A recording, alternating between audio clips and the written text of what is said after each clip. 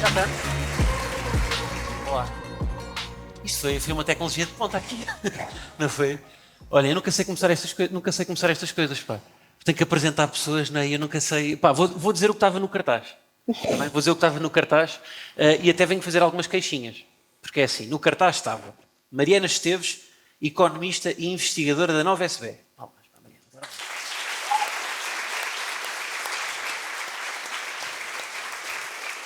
Pronto. Maria Castelo Branco, consultora política e comentadora.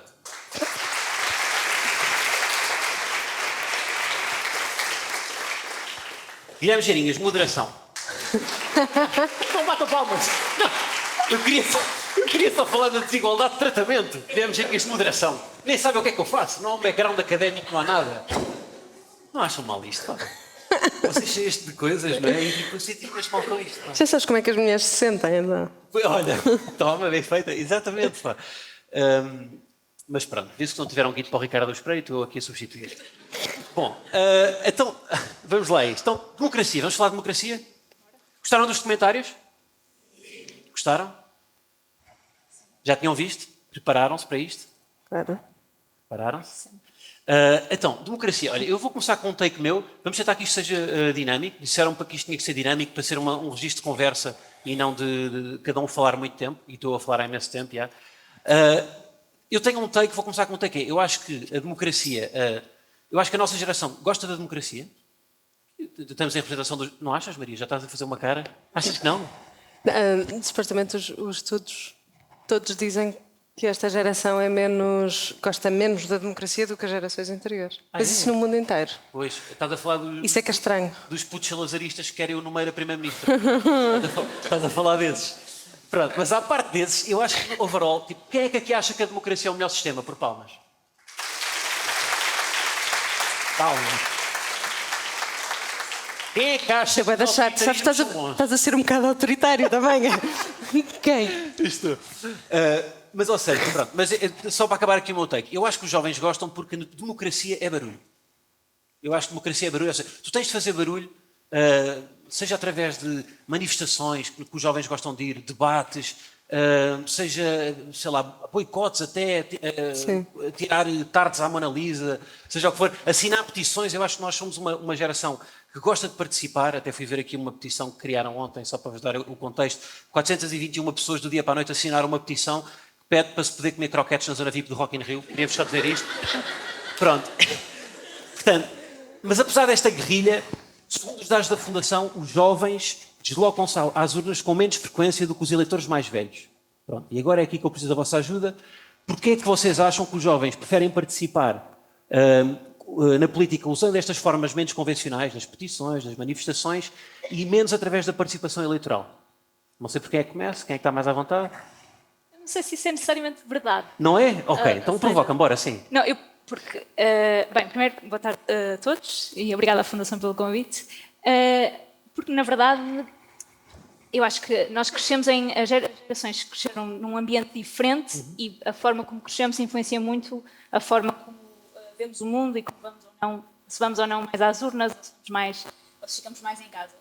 A percepção também é muito ligada ao conforto que sentimos ou não na nossa situação económica, no mundo que nos rodeia. Portanto, um ambiente político mais polarizado ou com mais guerras, com mais crises económicas, ou até as alterações climáticas e a ansiedade climática pode gerar mais vontade de participar. O contexto importa, é isso? Exato, o contexto importa e, portanto, se calhar gerações mais velhas, em que viveram mais esses tempos mais revolucionários de 25 de Abril, têm uma maior propensão a participar na democracia, enquanto uma geração que cresceu nos anos 90, num período de prosperidade, poderá ter menos essa propensão. E as gerações que são a seguir à minha, e provavelmente à vossa também, cada vez têm mais propensão a participar, exatamente porque começa a haver este novo tumulto, esta nova polarização, que pode puxar mais o eleitorado a ir às urnas. Ok. Maria, o que é que tu achas? Dava-me jeito de não concordasses para isto ter atenção. Não, a tal tensão. Nós falávamos em off da importância da atenção para o Guilherme. Exatamente. Não, nas conversas tem que ter Eu uma vou atenção. tentar- Sim, é giro que tu falaste de abstenção e também falaste da abstenção e também falaste da capacidade das pessoas da nossa idade de se mobilizarem em política. E são duas coisas diferentes. Porque o facto da malta mais jovem não ir votar não quer dizer que sejam apáticos. E normalmente as pessoas equacionam a abstenção com apatia política. Isso não é verdade. A questão é, nós temos visto ao longo das várias gerações, ao longo dos anos, formas diferentes de fazer política, especialmente a partir dos anos 90, que a abstenção começa a subir brutalmente e agora, nas últimas eleições, desceu imenso, por um fenómeno político muito específico, mas depois podemos ir lá. Mas uma das questões importantes quando estamos a falar da participação política dos jovens é percebermos que houve uma mudança de uma política de lealdade, ou seja, os nossos pais, avós... Estar no partido. Votar no partido. O meu pai nunca votou, votou sempre num partido. Mas tu reparares, tu perguntares aos teus pais, aos teus avós, eles têm essa lealdade político-partidária, que é super firme e não muda. Ficou ali no 25 de Abril e o partido se calhar desapareceu e, portanto, encontraram um mais próximo, mas se mantiver... continuam a votar PS, PSD, o CDS, à espera que o CDS renasça. E, na verdade, a nossa geração tem uma coisa que os politólogos chamam uma política de escolha. E há uma trend de individualização, não é? Isso vê-se também na política. Ou seja, a partir do momento... Por isso é que tu, quando falavas das causas, da participação política, repara que nunca disseste entrar em partidos. O que tu disseste são coisas muito mais individuais e de impacto imediato. Porque é esta questão de se tu votares no tipo XYZ, ele nunca vai fazer nada daquilo que prometeu. E, portanto, não importa. Mas há eleições, tu votas mesmo quase... A presidencial, tu votas praticamente na pessoa, não é? Exato. Então, essa é outra questão, que é o nosso sistema eleitoral. Que também não te dá a sensação, em Portugal, o nosso sistema eleitoral não te dá a sensação de responsabilização do ato político. Certo. Dos políticos, porque tu estás a votar, tu achas que estás a votar em pessoas, tu na verdade estás a votar em partidos. E nas listas que os partidos definiram. Mas que em Inglaterra, por exemplo, estás mesmo a votar em pessoas, se correr alguma coisa mal, podes ir lá dizer ao Paulo o que é que se passou, porque e não eleges o Paulo outra vez.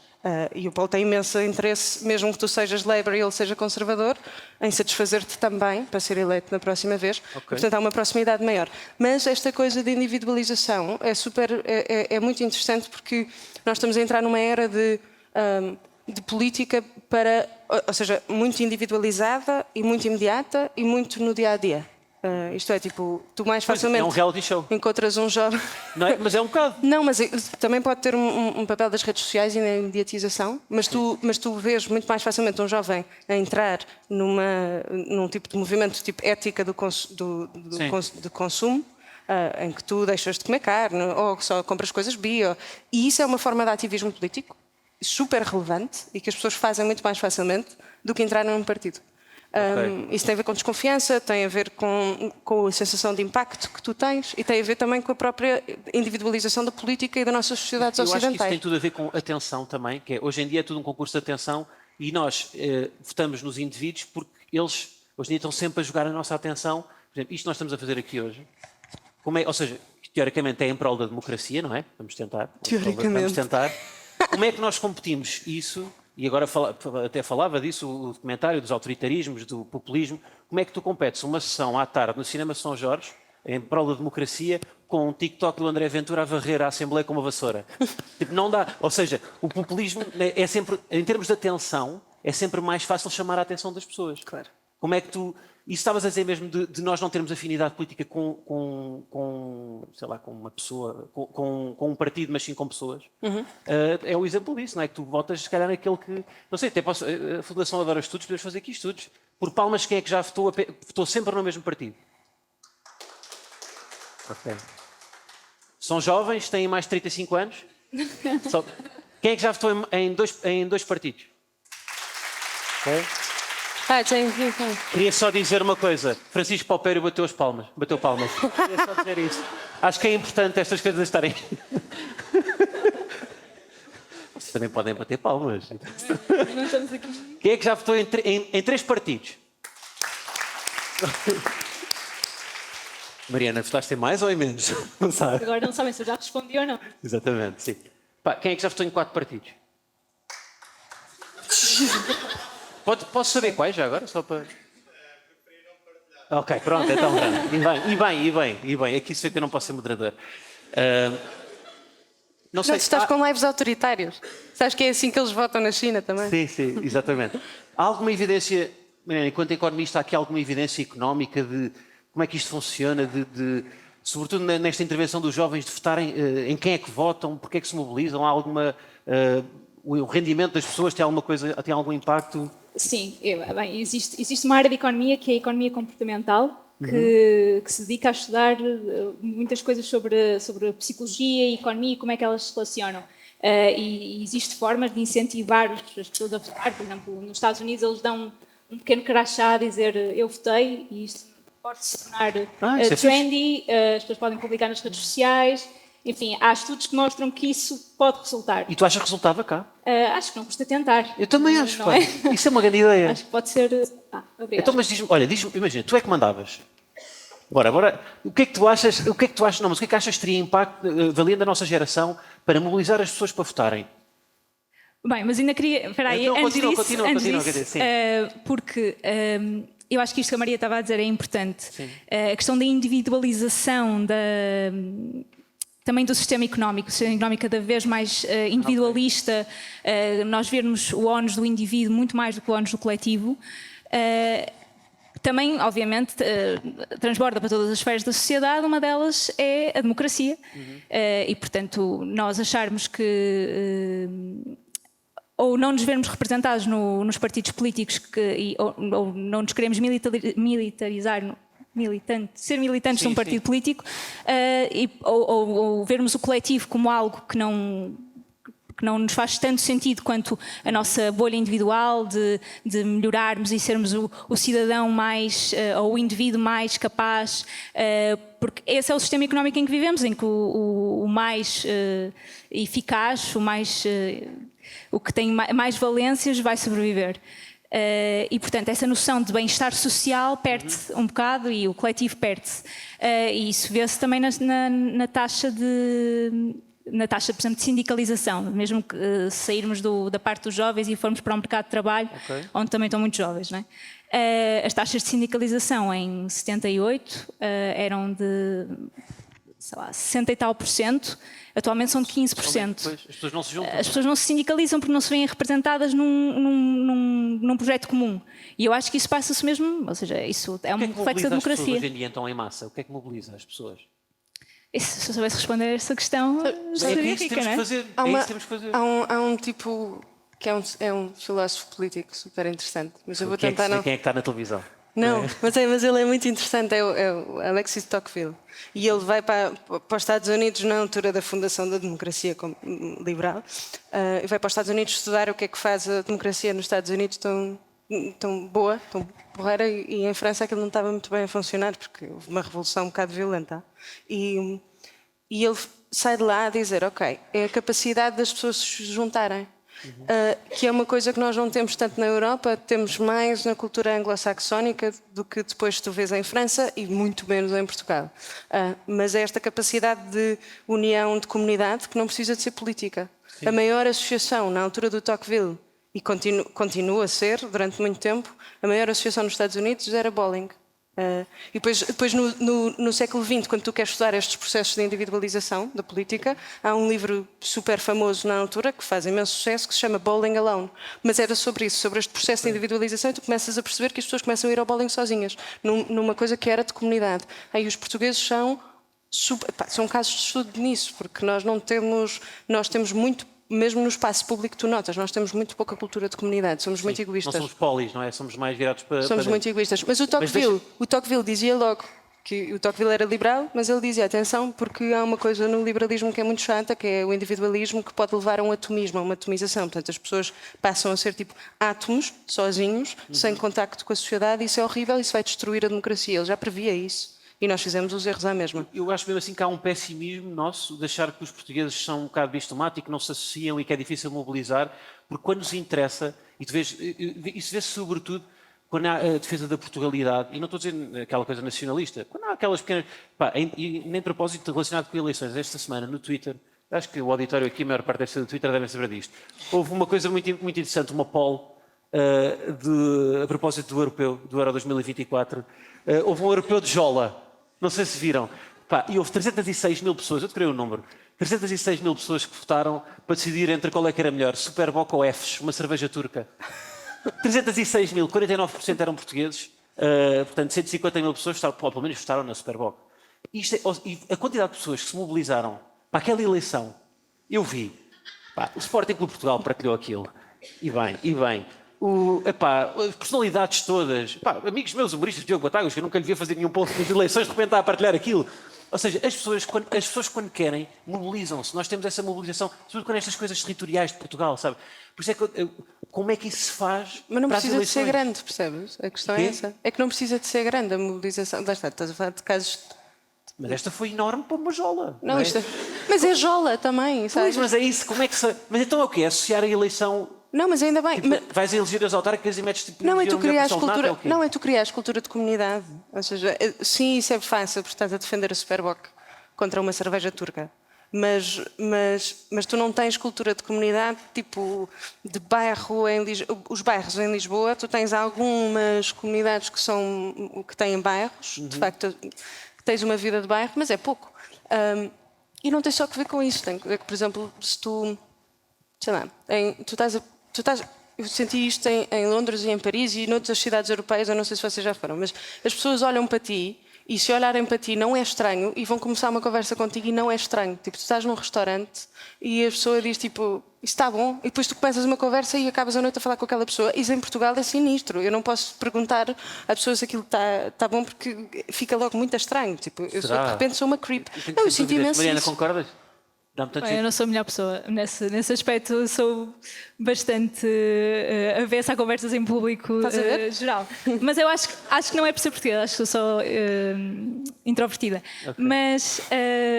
Mas eu acho que, ou seja, esta cultura de individualista pode ser combatida e devia ser combatida com projetos de comunidade. Seja, não precisamos de ir à maior escala de Estado-nação. Podemos ir aos bairros, como a Maria estava a dizer, e criar projetos de comunidade e ou seja, por exemplo, as escolas são uma forma de o fazer, não é? Ou seja, as pessoas já estão ali reunidas num sítio, num local, em comunidade. E haver projetos que partem daí pode ser uma ideia. Claro que temos que pensar que depois diferentes escolas em diferentes sítios têm diferentes tipos de comunidades e a situação económica de cada um vai definir a própria confiança na democracia ou confiança nos outros.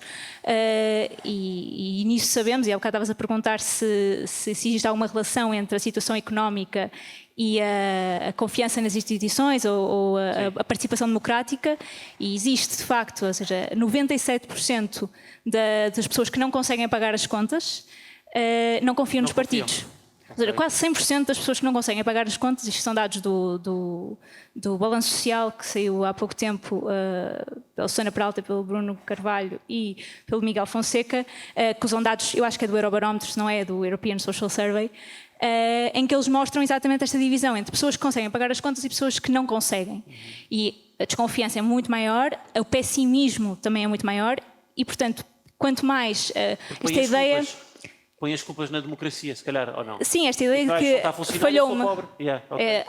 Esse sistema falhou-me de alguma forma, não está a cumprir os objetivos a que se propunha e, portanto, eu tenho desconfiança de quem o governa, de quem o dirige essas ideias. Sim. E isso ainda polariza mais, não é? Porque depois as pessoas, ou seja, como o resultado não vem resultado com o que há, quando lhes surge uma ideia, quando alguém está com um megafone a dizer que há uma ideia melhor, mas mesmo, lá está, mesmo que seja populista, é mais atraente, é isso? Será? As ideias populistas também são mais simples de explicar, normalmente. É mais difícil eu começar aqui a explicar o que é uma taxa marginal. Sim. E porque o que é que são impostos, que diferentes tipos de impostos, e o que é que implica baixar impostos, e o que é que são taxas. Enfim, estes conceitos são complicados quando se apresentam políticas públicas, mas se calhar é mais simples dizer Lado gigante, vamos acabar. Não, até podemos manter os impostos. Vamos acabar com os impostos. Acabar, ok. Imagina. Pois, sim. Do que, não, vamos, ou vamos ter uma flat tax, uma taxa igual para todos. Pá, eu não imagino tipo um populista a dizer flat tax, não imagino. Não, Acha que diz? Porque imagina. o Ventura diz. Diz. O Ventura Sim, eles usa. tinham essa proposta. Eles Agora propunham. sim, não têm. Quer dizer, não sei, porque eles já foram muita coisa. Sim, eles depois também mudam. Isso é outra Mas a flat tax do característica. Ventura era duplamente estúpida, desculpem. Não sei se posso dizer isto assim. Oh, tu podes dizer, tu dizes que a fundação é a liberdade de expressão. Não, é porque a da IEL tinha alguns problemas, tanto que eles mudaram para duas, mas a do Ventura nem sequer, a da IEL era progressiva, porque tu tiravas, lá está, estranho, difícil de explicar, mas tu tiravas o salário mínimo e, portanto, da equação, e, portanto, tinhas uma progressividade sobre a diferença do teu salário e a do salário mínimo. E tu ias deixando 15% sobre isso. Como a diferença era sempre diferente, a taxa depois, real mesmo, que tu pagas é diferente. O do Ventura não. E, portanto, prejudicava imenso as pessoas mais com menos rendimentos. Mas ainda assim, ainda encontrei isso de um populista não dizer isso, não é? Ou seja, se a linguagem ser mais simples, às vezes a complexidade afasta também as pessoas, não é? Isso é, lá está, é a tal história de que é mais difícil, quando é mais difícil de compreenderes a mensagem, a que se torna mais atraente é aquela que tu percebes melhor, não é? É inevitável. Ou teres pessoas capazes de comunicar também na política. Exato. E eu acho que isso, ou seja, o uso das redes sociais, e em Portugal estamos a começar a ter esse fenómeno. Os políticos estão a começar a usar estas redes sociais, às vezes só nos screens, às vezes é estranho. Mas, enfim, sim, Eu no Bom Partido falei disso com o João Coutinho Figueiredo.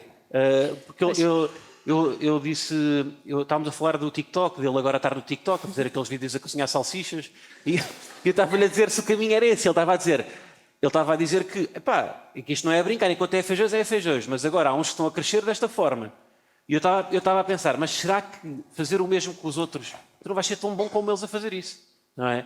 É como teres o Ronaldo é o melhor do mundo, mas se o meteres a jogar handball, ele não vai ser o melhor do mundo. Portanto, será que o Coutrinho ir para as redes sociais, o Coutrinho, seja quem for, ou no regime democrático, os partidos mais do sistema, digamos assim, fazerem o que os outros fazem, não vai acabar por ser redundante, porque os outros vão fazer melhor do que eles? Eu não sei, no dia a seguir ele foi fazer TikToks na Feira do Livro, portanto ele não me ouviu. Não, sim, eu acho que depois isso também tem o problema de criar superstars políticas. Por exemplo, nos Estados Unidos, por exemplo, ao Ocasio-Cortez, por muito talento que ela tenha, ela foi escolhida também por esse talento de comunicação, de imagem, de capacidade de ir para as redes sociais e comunicar com um público mais jovem. Resulta muito bem. Ela consegue explicar conceitos complicados, consegue estar sempre presente nas redes sociais com o seu cãozinho, tem ali todo um ambiente de influencer, mas para o bem comum, digamos assim. Como é que se comunica então estás a falar de comunicar com os jovens, como é que se comunica com os jovens? Até porque eu sinto que muitas vezes... Agora, Marina, tu és a representante dos jovens na televisão. Tu és uma das representantes. Porque eu sinto que há bocado estava a falar disso dos sindicatos, não é? O que falta hoje em dia é ver um sindicato dos jovens, quase, não é? Os jovens são os únicos que não têm sindicato. E o problema dos jovens, às vezes, sermos apresentados como os jovens na televisão, é que és o jovem até a ver o próximo jovem. Não é? E depois os jovens também são esta coisa meio monolítica, depois, às tantas, que é... sabes, eu sinto isso enquanto mulher, às vezes, porque sou token, está aqui uma mulher, tumba. E como é que as mulheres se sentem?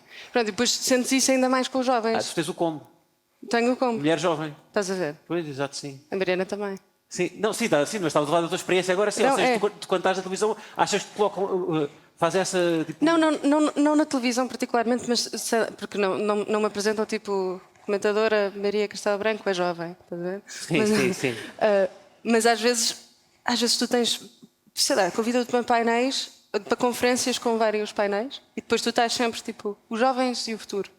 Ponto. E põem-te ali, tipo, e depois o que é que os jovens pensam? Eu sei lá o que é que os jovens pensam. Sim, é que não, pois é, pá, é que eu não faço ideia. Aliás, os meus amigos estão-me sempre a chamar a velha.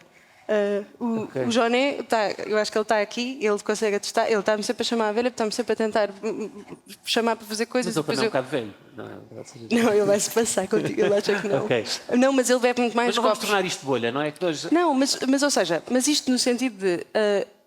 há jovens diferentes, como há pessoas diferentes, como há pessoas de 45 anos todas diferentes. Tipo, de repente não é quem quer representar a classe ou a faixa etária dos 45 anos.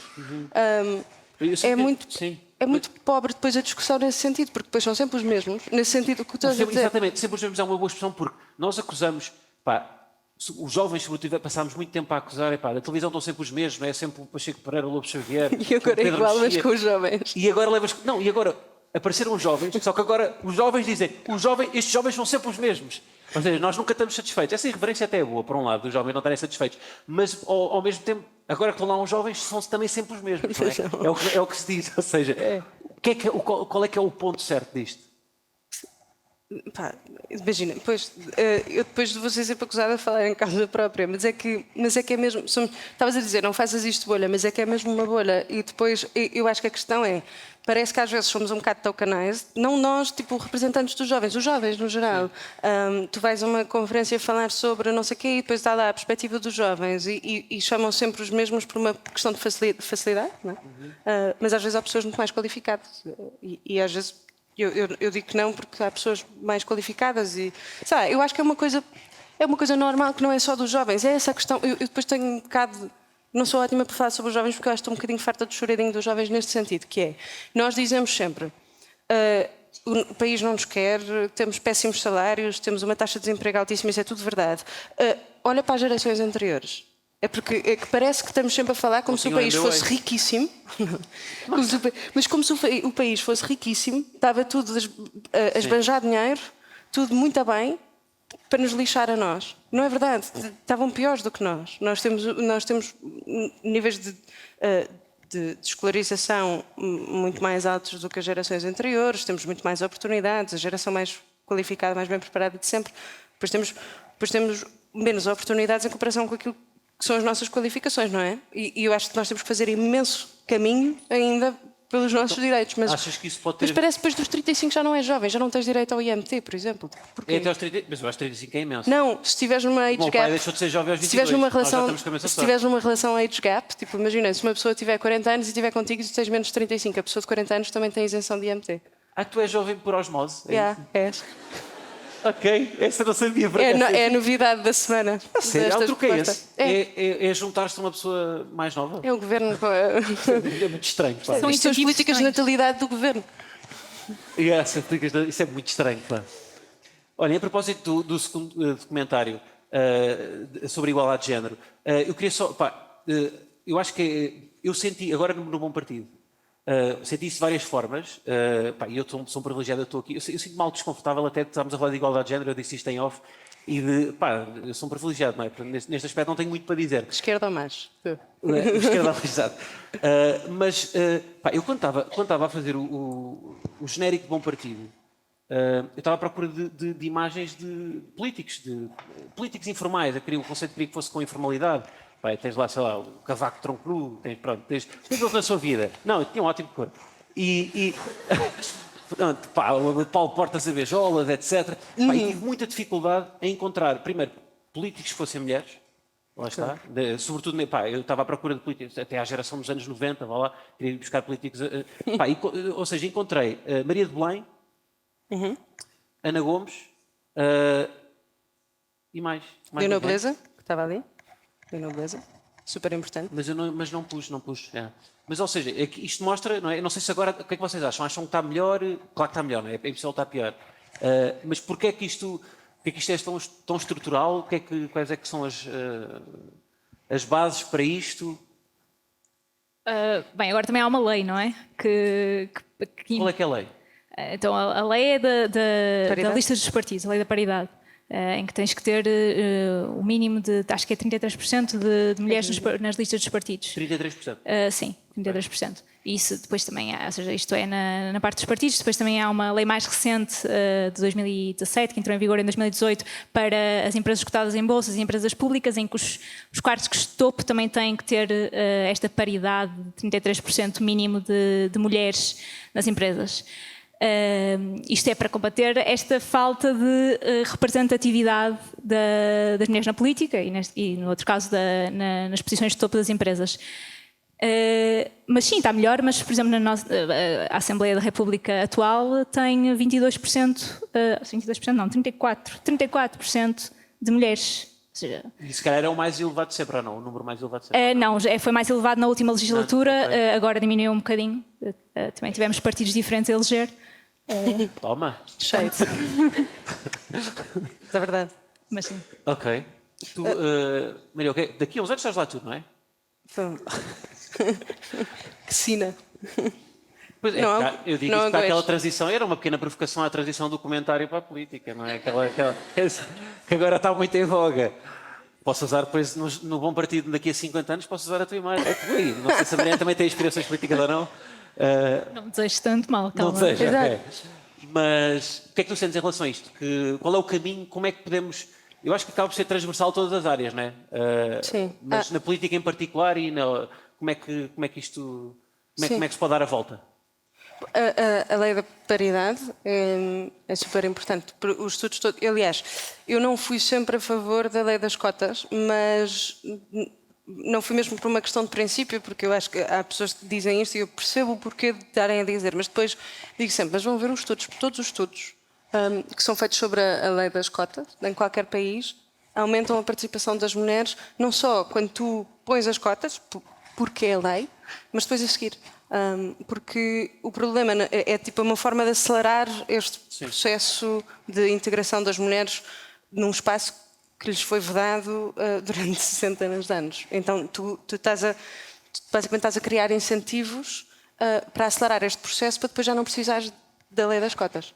Porque em países nórdicos onde há a representatividade, tu não precisas e não tens a lei. Portanto, é sempre uma coisa transitória. Esse é um ponto. Há outro ponto que é... sei lá, em política especificamente. A política faz-se imenso à noite, em copos e jantares. É. Ok. Mas é assim que andam a decidir a nossa vida? É tipo, vão ali para o arco do cego e estão Ou por WhatsApp, não viste essa É isso que eles fazem? Ou por WhatsApp. Ok. Não viste? Por WhatsApp, sim. O WhatsApp estou a par, sim.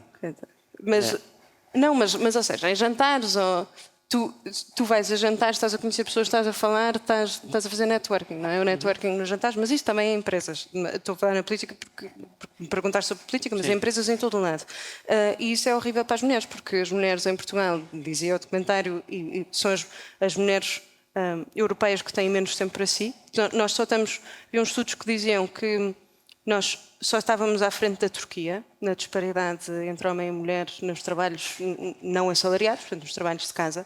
Imagina, tipo, o flex de estar só à frente da Turquia, especificamente na Europa inteira. Pois é. Nem nas cervejas ficámos, perdemos. Nem nesse. Desculpa ser um bocado monotemático, mas nem nesse. Estás a ver? Não, mas aqui ficámos. Mas Sim. pouquíssimo, e é a Turquia. E todos os outros países estão à nossa frente. E, portanto, nós temos... É expectável em Portugal que a mulher trate dos filhos, que a mulher seja cuidadora mesmo dos sogros, por exemplo. Que a mulher se ocupe das tarefas domésticas, que a mulher cozinhe mais do que o homem ajuda sempre, nunca faz. E, portanto, tu tens sempre... São ambientes sempre mais propícios à participação de homens do que de mulheres. E depois há outra coisa. Se tu fores mulher, eu sinto um bocado isso. E não... sinto um bocado isso, às vezes... Se calhar por mim, mas se eu for convidada por um tipo qualquer a jantar, eu penso para isso 5 vezes antes de dizer que sim. Mas que, por exemplo, em contexto político, é isso? Ok. É. Porque, e mesmo se calhar depois a pessoa... Mas imagina, eu estou um bocado aí a pensar, tipo eu sozinha. Jantares para decidir coisas na política, é isso? É aos jantares que... Eu não decido nada. Sim, tu fazes consultoria, é isso? Sim. Ok. Não, mas agora já não. Aliás, estou só a fazer comentário, mas sei lá, mas tipo, uma pessoa que me diz: olha, vamos jantar, gostei imenso de. Vamos jantar, vamos conhecer. E é um homem, e eu fico em pânico, percebes? Okay. Eu tenho que ligar a pessoas, tipo, esta pessoa é ok. Porque há várias razões. Assédio, que é super comum em todo o lado, não é na política, é em todo o lado, e todas nós. Eu acho mesmo. Aliás, Palma, quem é que já se sentiu importunada por um homem? Mulher. É assustador, É. Não, mas na política em Portugal parece que nunca aconteceu, não é? Parece que nunca aconteceu, nunca se ouviu nada. Sim, mas é essa. Ou seja, tens essa questão e depois tens a outra questão, que é se o homem se sentir rejeitado, vai-te odiar para sempre. E isso é horrível, tu estás a gerir essas expectativas, tipo. E isso tudo são obstáculos. Mas não é só na política, é no meio empresarial, no meio académico, em todo lado. E depois tens outra questão ainda, que é quando estás em grupos de homens e eles só falam entre si.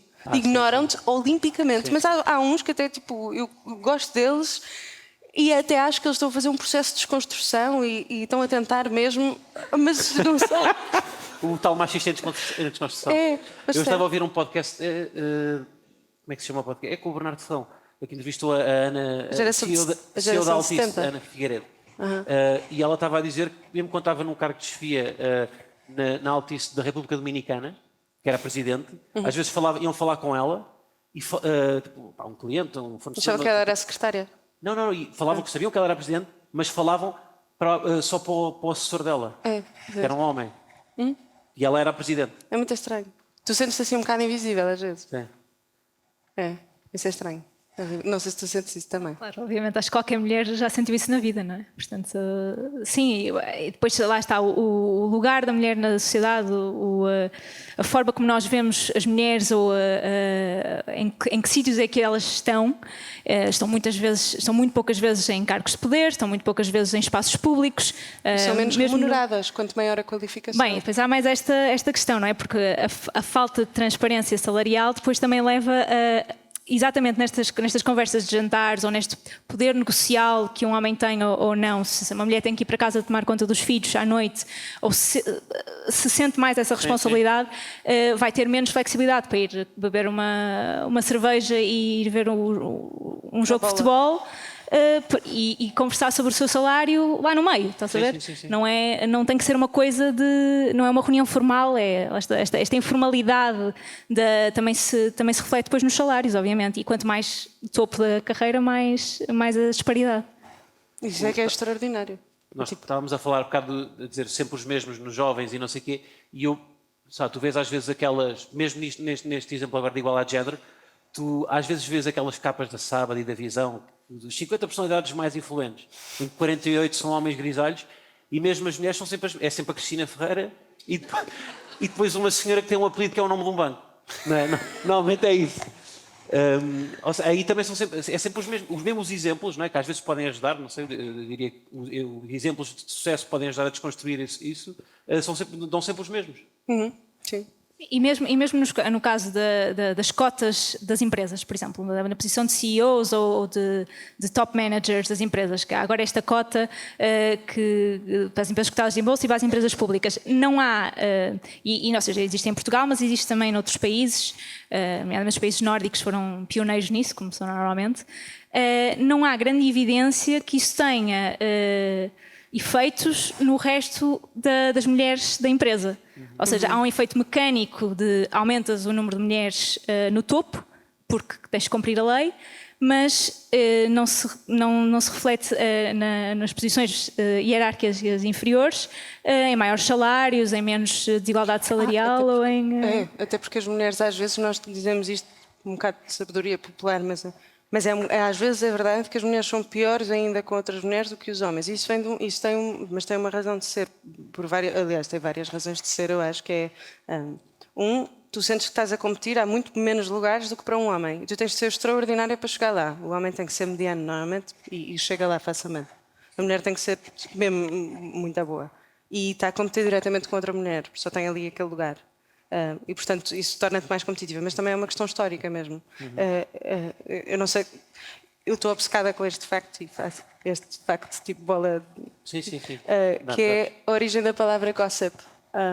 Gossip de fofoca, ou isso vem do século XII, século XI em Inglaterra, que dizia gossip é godsip, que significa irmãs de Deus, e era dado a mulheres entre amigas.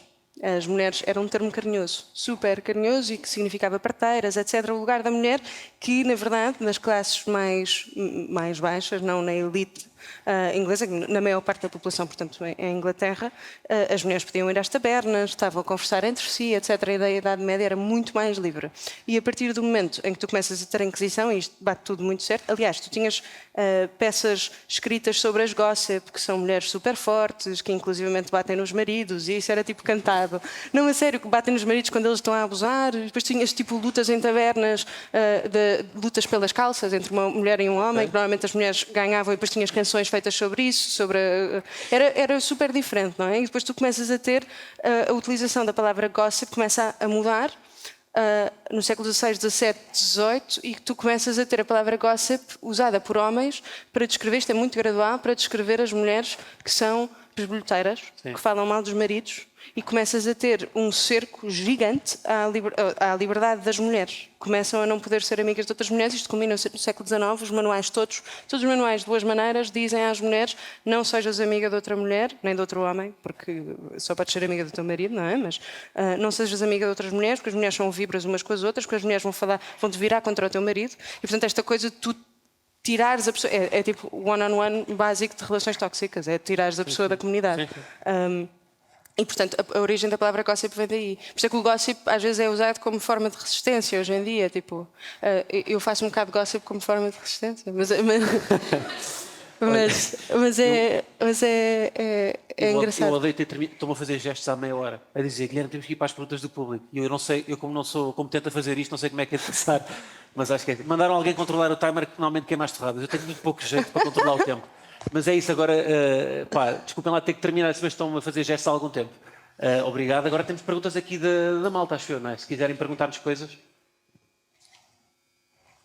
Há aqui um microfone, temos aqui voluntários. Não foi mal, não, a transição. Foi muito bruta. Foi muito fixe. Eu estava tenso, estava a meia hora. Foi daqui, veio daqui. Olá, boa tarde a todos. Olá. Eu acho que mesmo assim esta discussão ficou muito na bolha e na bolha lisboeta. E numa realidade muito pequena. Este debate é super interessante e poderia estar a haver no resto do país, mas mesmo assim a maior parte dos empregos também estão cá, a maior parte das oportunidades estão cá. E como é que nós conseguimos dar esse passo também na democracia, aqui em Portugal, para que as pessoas tenham esta oportunidade de estar aqui hoje, de assistir a este debate, mas também no resto do país. A Fundação, por exemplo, estar também no resto do país. Pronto, e todas as esferas da nossa sociedade serem mais democráticas também nesse sentido. Obrigada.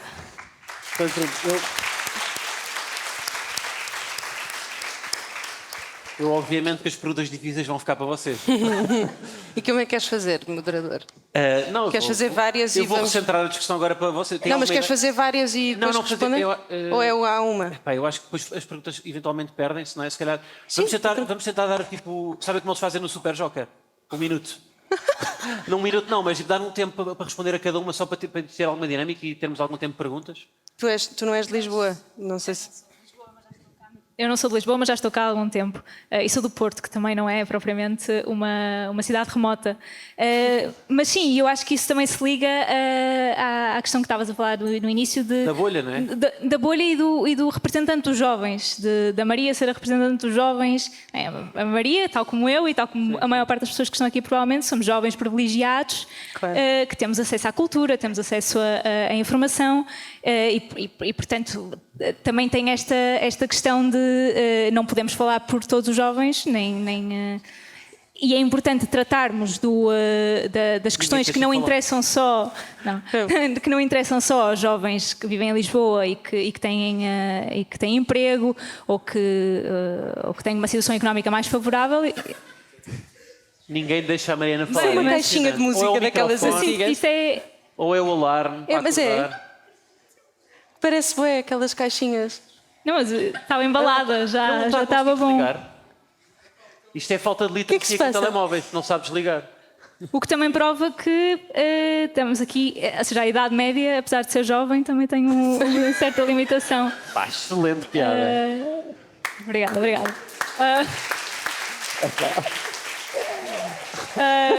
Sim, mas é isso, ou seja, é importante que a cultura também vá a outros sítios, que a democracia não fique centralizada em Lisboa. Isso é one-on-one de populismo e de como o populismo se prolifera, é isolar as pessoas nas suas terras ou na sua vida e a democracia não chegar a elas. Sim, tu tens 80...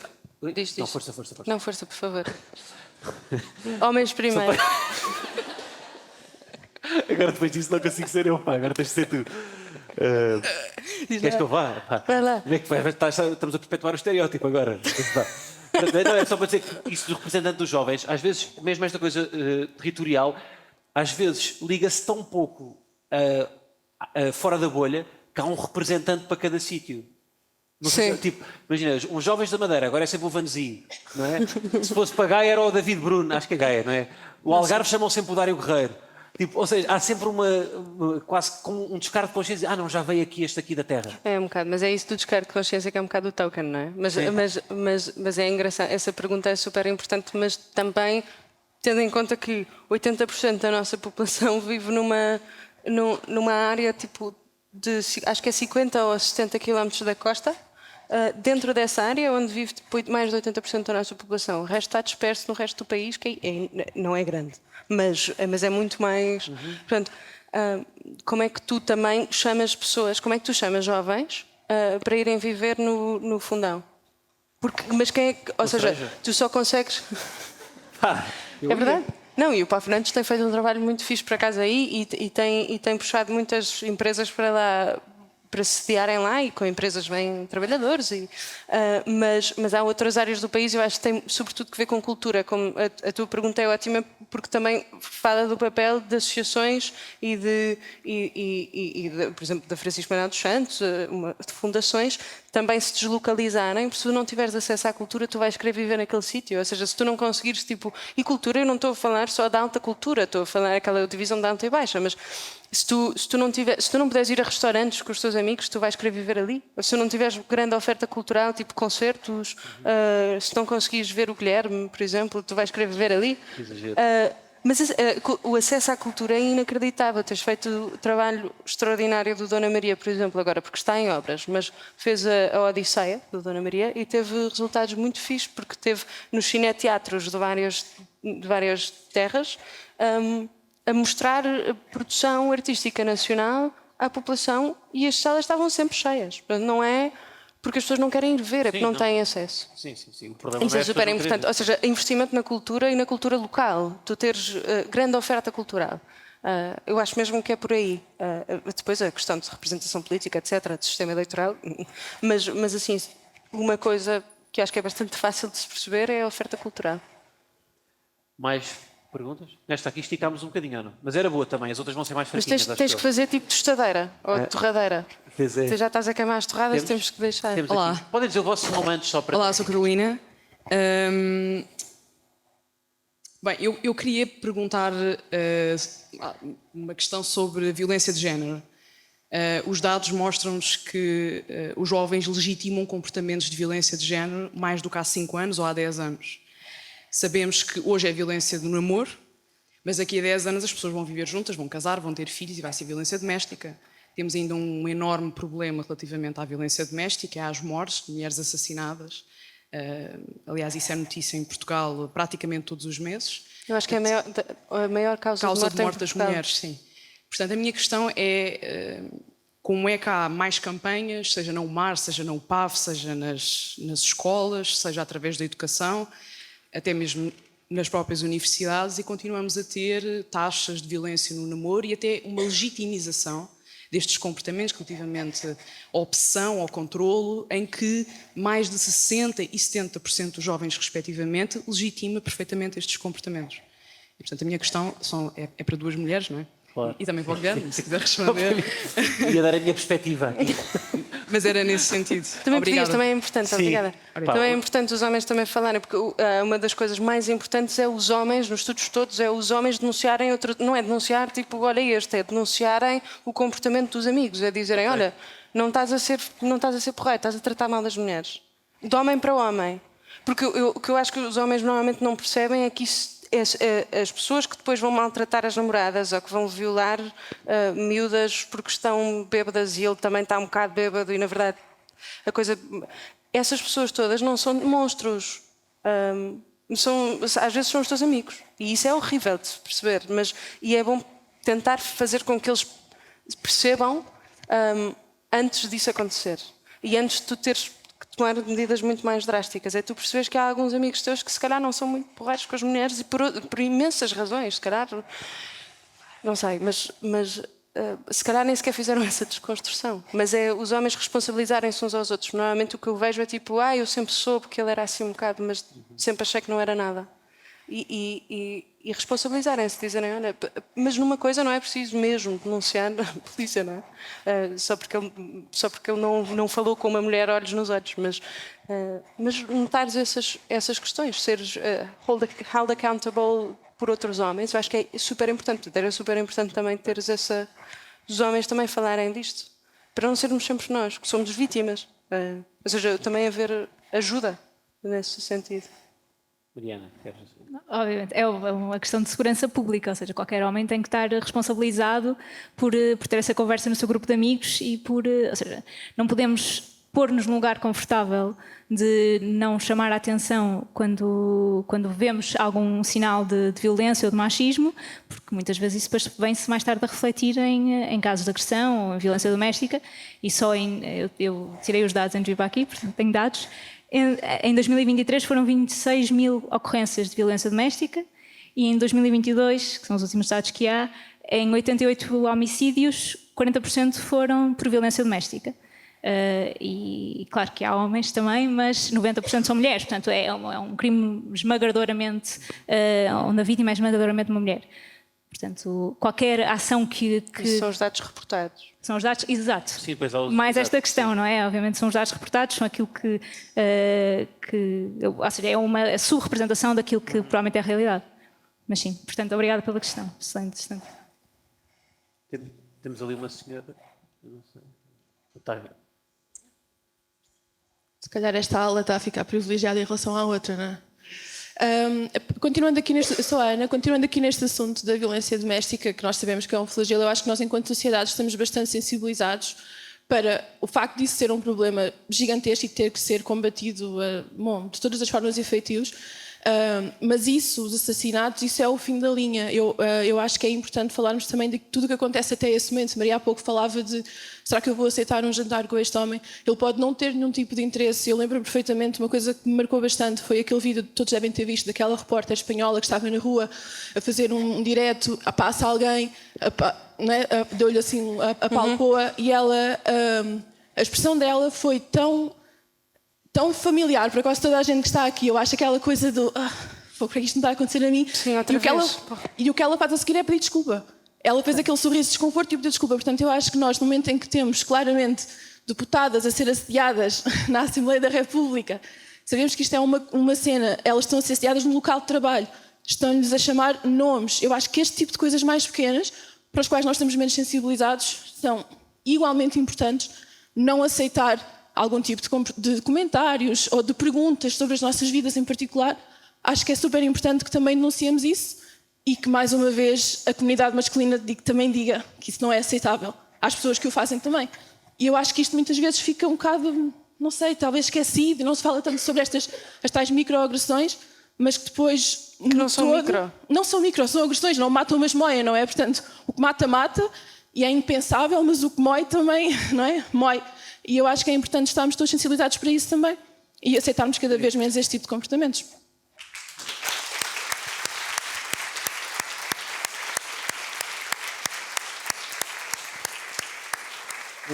Estavas a falar há bocado, acho que os dados até ajudam, tu disseste que tinhas dados que não querias estar aqui a alongar-te muito, mas não sei se há dados que ajudam também aqui a dar alguma evidência empírica do que é que... coisas que acontecem concretamente? Não, esta questão, para além de depois poder levar a casos mais graves, também limita a ação da mulher na vida, na sua vida, não é? Na decisão do que é que vai vestir, até que horas é que vai ficar, se tem ou não tem alguém que a leve a casa, não porque precisa de alguém para a levar a casa, mas porque pode acontecer alguma coisa e se calhar a insegurança de andar na rua de uma mulher é muito diferente de um homem. E, portanto, a limitação da mulher no espaço público também é consequência destas agressões ou microagressões que estamos sempre... Sabemos que estamos sempre sujeitas a levar e nunca sabemos bem como é que vamos... o que é que vai acontecer quando saímos de casa. E eu acho que nesse aspecto ainda temos muito que evoluir. Lá está, as mudanças na lei são uma coisa, mas as mudanças culturais da sociedade são outras, e a verdade é que, apesar de não sermos propriedade do homem, já não sermos propriedade do homem e termos muitos direitos que fomos adquirindo ao longo dos anos, ainda há no subconsciente essa ideia de que uma mulher é propriedade de um homem. Muitas vezes se calhar quando uma mulher vai sair à noite, se me perguntarem, tens namorado? E se eu disser não tenho namorado, se calhar vou dizer que tenho namorado só para não me chatearem. Não é? É porque respeitam a propriedade. A propriedade, porque eu já estou Não é respeitar-te a ti, já tenho. é de outros. Já estou, pronto. E se for um homem, não é? Se for uma mulher, não conta. Querem outras coisas. Okay. Isso é super importante isto está a acontecer aqui porque são mulheres a fazer perguntas e estamos a falar num espaço aberto, democrático, sobre um fenómeno que nos afeta a todas. Eu acho que um dos problemas maiores que existe, isto é estudado na literatura política e foi determinado como injustiça epistémica, este tipo de coisas. Porquê que é epistémico? Porque tem a ver com o conhecimento. As mulheres são vítimas de uma violência da qual nem sequer têm conhecimento a maior parte das vezes. E tu só percebes o que é que se está a passar contigo quando falas com outras mulheres que passaram pela mesma coisa. Eu não sabia que era normal. Eu fazia isto porque fazia isto instintivamente, mas eu não sabia que era normal levar as chaves entre os dedos das mãos quando estava a ir para casa sozinha. E eu acho que vocês todas, eu estou a ver muitas mulheres a fazerem assim. Eu nunca fiz isso na vida. Como não, mas é um código quase, tipo, que se eu disser isto, as mulheres todas vão perceber exatamente o que é que eu estou a dizer e os homens normalmente não percebem, mas porquê é que lhes levas as chaves aqui, não é? E isso é super... Estas pequenas coisas, ou no trabalho... que eu estou a sentir um bocado desconfortável, mas acho que sou eu. Lá está, a coisa de pedir desculpa a seguir a te palparem, tipo, quase como se estivesse sempre a pedir desculpa por existires e por ocupar espaço. E quando acontece alguma coisa, se calhar a culpada és tu, porque a sociedade diz não vais assim vestida, ou não vais sair à noite assim, porque é que... mas estavas um bocado a pedir, estavas com os calções tão curtos.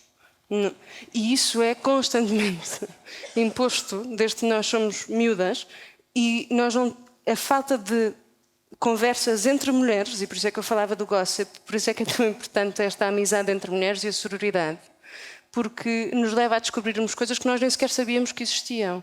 Esta coisa da violência epistémica também afeta os homens, porque muitas vezes os homens nem sequer sabem o que é que estão a fazer. E também eles são vítimas de uma violência epistémica, porque não sabem que não é ok mandar um piropo no trabalho, por exemplo, se forem teu chefe.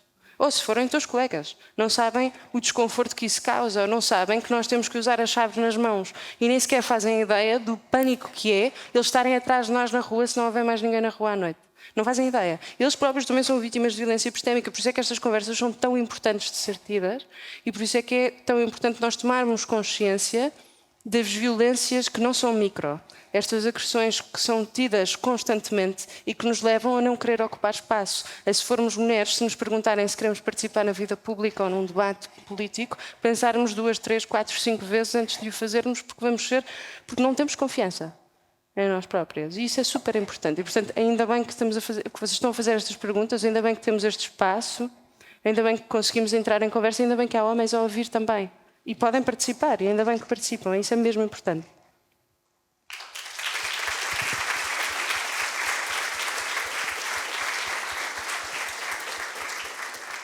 Temos aqui mais uma questão. Bom, eu agora vou participar, mas eu tenho que pedir desculpa porque o meu tema é mais sobre a participação política do que sobre este tema. Mas... Não tens de pedir desculpa. Pronto, estava a ser super interessante, mas agora também fazer um bocadinho de justiça ao Guilherme Geirinhas e ao título que puseram de moderador. Eu acho que os humoristas têm uma facilidade de ver a simplicidade na política e já em 2019 o Diogo Batáguas, ironicamente, previu que o André Ventura ia estar na Assembleia.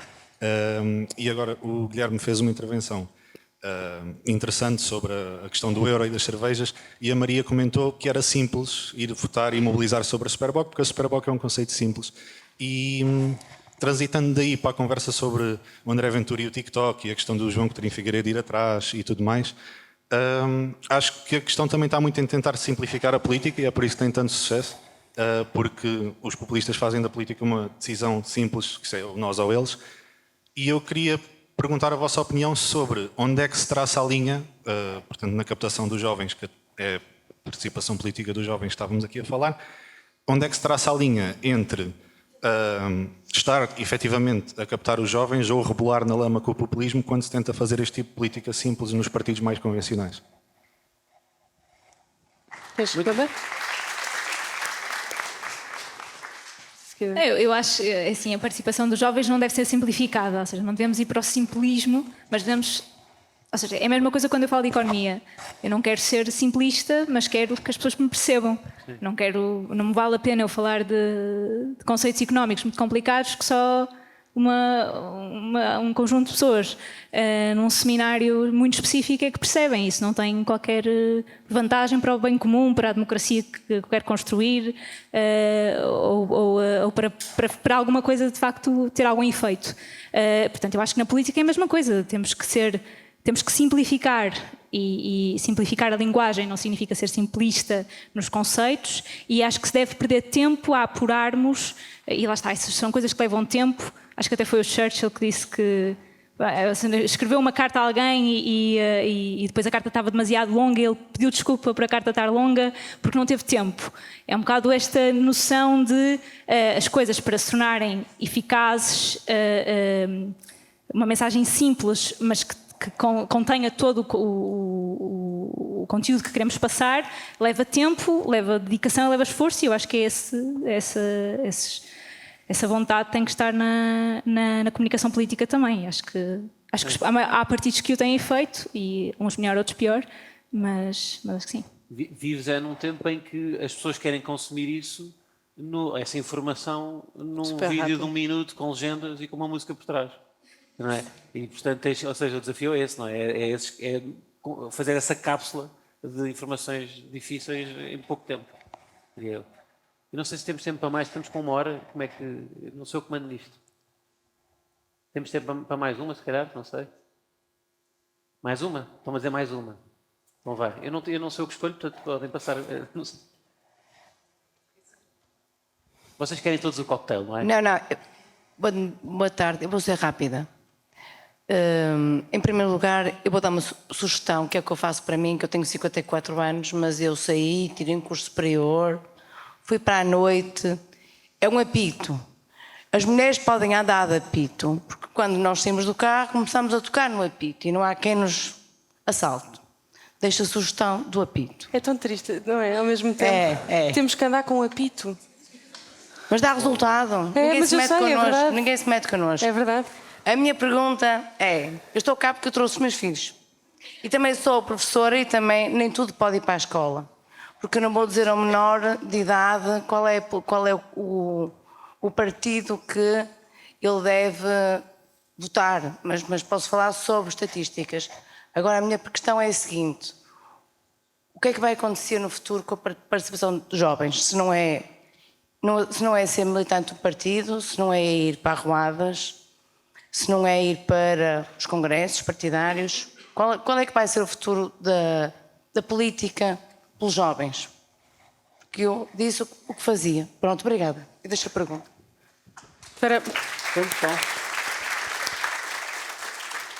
Maria, qual é o nosso futuro?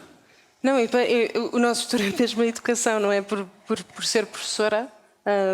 Mas já agora, parabéns e obrigada, porque os professores estão a passar por tempos muito difíceis e a educação está nas ruas da amargura e os professores também. E é mesmo importante, eu acho, qual é que é o nosso futuro se ninguém quer ir para professor hoje em dia porque tu olhas para as carreiras dos professores e não são atrativas e ninguém quer. Isso é mesmo uma coisa que nós precisamos mais do que, sei lá, de igual forma que precisamos de médicos. Mas eu não sei se concordo com isso, não se poder, porque como são jovens, se calhar não vamos dizer aos partidos, porque é assim que nós pensamos na educação da política para os jovens. Que quase parece que estamos a fazer um brainwash. Não tem que ser assim. Tem que se ensinar a capacidade de crítica de pensamento. E isso é uma parte. E a outra parte, em relação aos partidos políticos, também não acho que tenha que ser assim. O facto dos jovens gostarem mais de uma política mais imediata, de uma política de escolha, ao invés de uma política de lealdade, isso também faz com que os partidos tenham que reinventar. Os partidos não podem continuar a fazer as mesmas coisas que faziam no início da nossa democracia, que fizeram muito bem e que ainda bem que fizeram e estamos aqui agora, mas as pessoas mudaram, a forma de comunicar mudou, a forma de querer participar ativamente na política também mudou e, portanto, os partidos também têm que se adaptar de alguma forma e vemos partidos que têm tido, normalmente populistas, porque há uma coisa que os jovens têm mais simpatia por regimes autoritários do que as gerações mais velhas, mas também, a Mariana falava disso, dos incentivos económicos para isso, ou seja, se sentem exclusão económica, sentem mais exclusão económica, sentem mais falta de oportunidades, sentem um desencantamento com o sistema político e com os partidos tradicionais. E, portanto, a única pessoa, normalmente os únicos partidos que falam disso, é indiferente se falam de uma forma simplista ou não, mas falam disso, são os partidos populistas. Os outros partidos não estão a falar também das coisas que importam aos jovens, e isso também é importante para a política tradicional e para a política moderada e democrática perceber para conseguir combater esses problemas. E depois a capacidade de pensamento crítico é mesmo muito importante nas escolas. Nós não ensinamos isso. Filosofia é dada como o Kant diz o quê? A, B, C ou D? E normalmente as pessoas que estudam depois Kant mais à frente nem sequer concordam com essas respostas porque ninguém sabe muito bem o que é que o Kant disse, nem o Kant. E portanto é uma coisa um bocado, é muito simplista. Em vez de ser, em França faz-se isso. O bac agora era como é que a ciência, a pergunta do bac, que é tipo os exames nacionais deles, nem é em filosofia, isto foi em francês, para ciências, não foi para os alunos de humanidades, foi a ciência, eram 3 horas, eles tinham que dissertar sobre isso, se essa ciência conseguia indicar um caminho para a verdade ou não. E isto são os alunos franceses de 18 anos a escrever. E aqui as perguntas é tipo, o que é que o Camões quis dizer com esta linha? A diferença é brutal. E se forem lá para fora, eu estudei lá fora, senti-me mesmo, e eu estudei, tive o privilégio de estar num colégio, ainda por cima. Eu não estudei na escola pública, e digo privilégio porque tive aulas em compensações, imenso apoio, tipo a pinha toda feita, tipo, tive essa sorte, esse privilégio, eu tenho noção disso. E eu cheguei lá fora, a Londres, e senti-me uma estúpida mesmo, porque não conseguia fazer as coisas que eles faziam tão facilmente, as pessoas que tinham sido formadas noutros países da Europa. E tem a ver com o pensamento crítico que nós não ensinamos nas escolas desde miúdos. É mesmo necessário, também para desconstruir o pensamento populista. É mesmo preciso. Miúdos franceses conseguem dissertar durante 3 horas se a ciência é um caminho para a verdade. E isso é importante nós pensarmos nisso enquanto povo, enquanto Portugal. Não é? O que é que nós estamos a fazer na educação? Mariana, nosso futuro.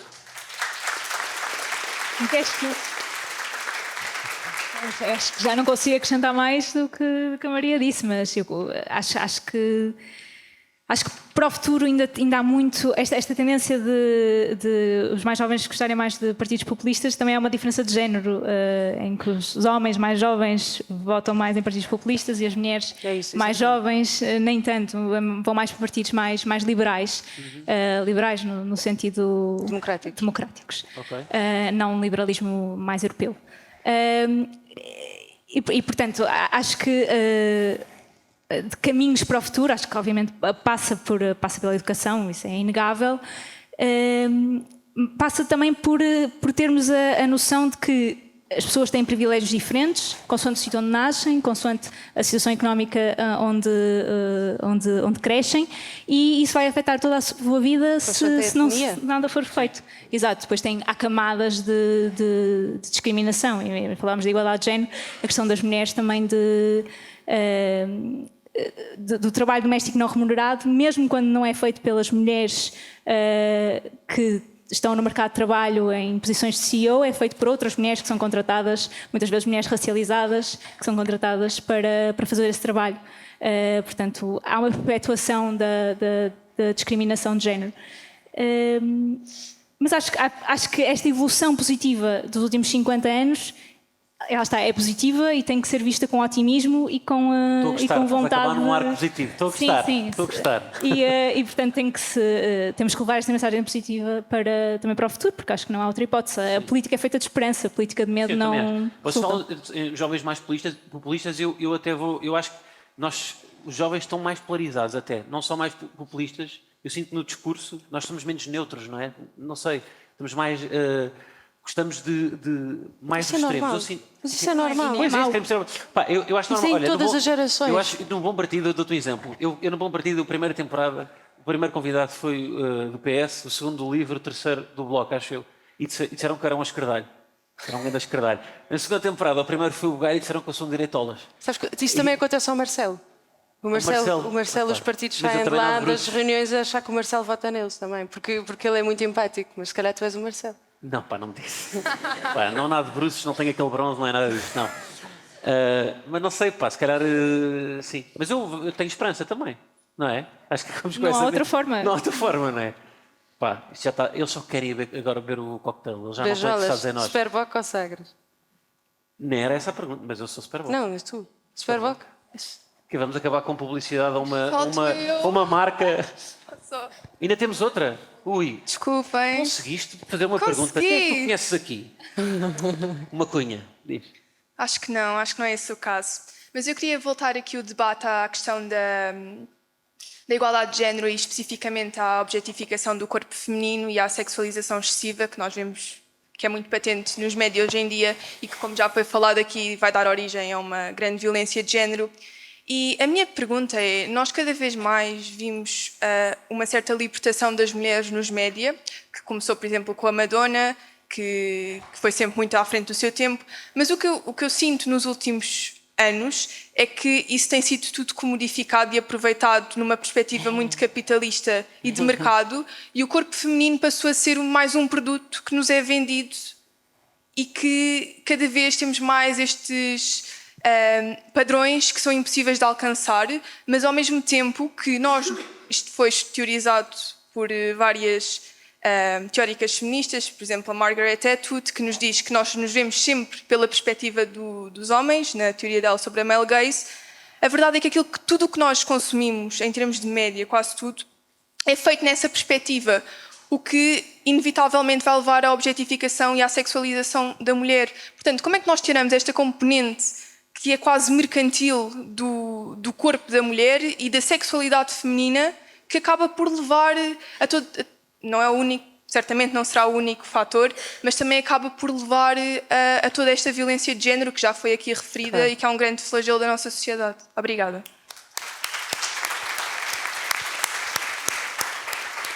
Não sei quem é que quer responder. Eu acho que a mercantilização das causas é geral em todas. Não, Bem-vindo ao capitalismo. capitalismo. Sério. Porque é a forma de sobrevivência. Sim, sim, shirts a dizer feminismo, ou de Che Guevara. ou a Che Guevara, é melhor, ou Frida Kahlo, enfim, há montes de exemplos de como o capitalismo, ou os sistemas de poder, que normalmente são patriarcal, portanto são dominados pelos homens, se aproveitam de causas que se calhar até são antipatriarcais, anticapitalistas, para lucrar com elas. Como é que isso se combate? Eu acho que se combate com uma luta democrática também anticapitalista. Se calhar aqui é mais... Surpreendeste a Maria na resposta. Surpreendeste, calma. Eu senti. Tu és anticapitalista? E estás na nova SBE?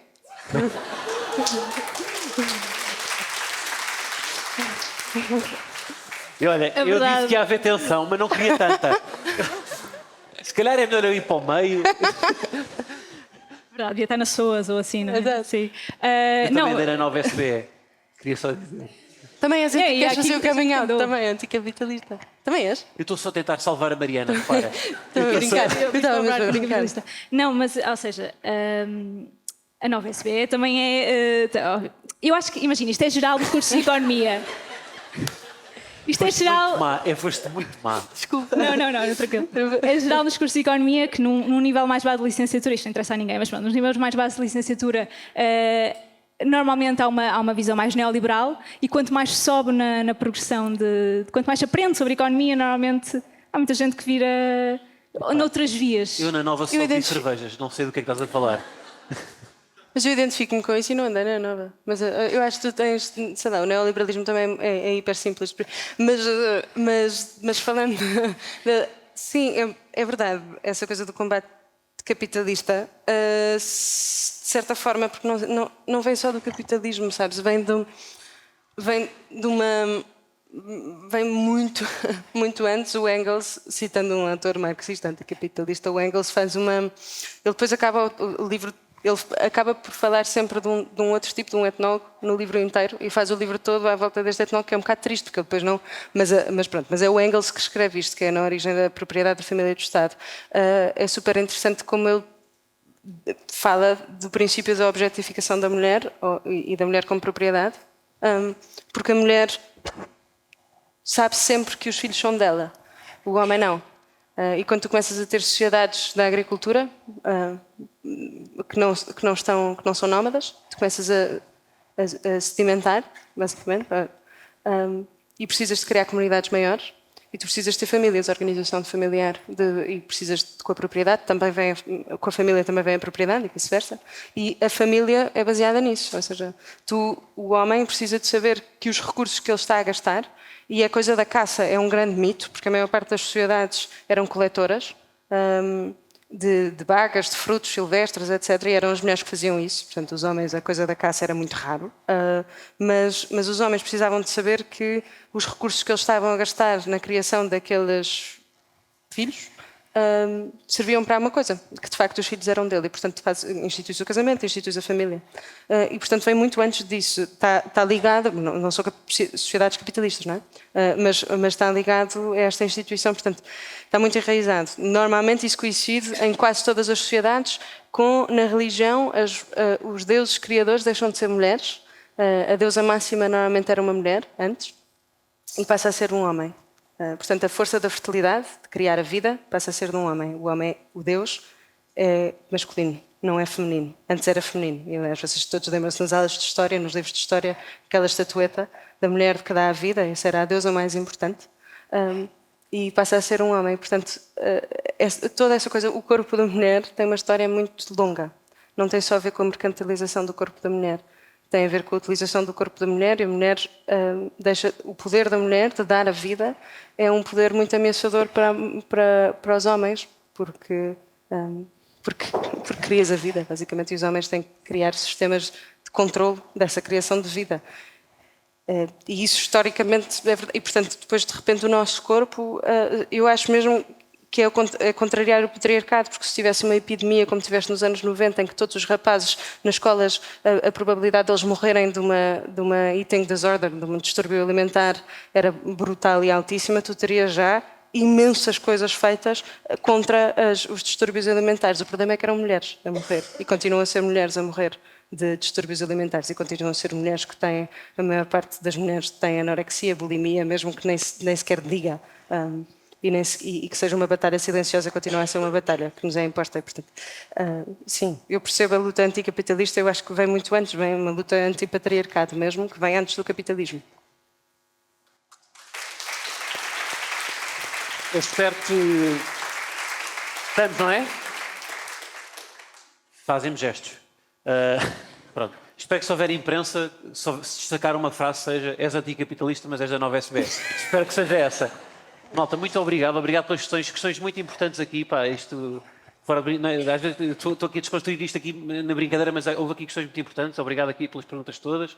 Obrigado a vocês também, Mariana, Maria. Obrigado também à Fundação por estar aqui a fazer uma coisa a sério, não é? Para os jovens.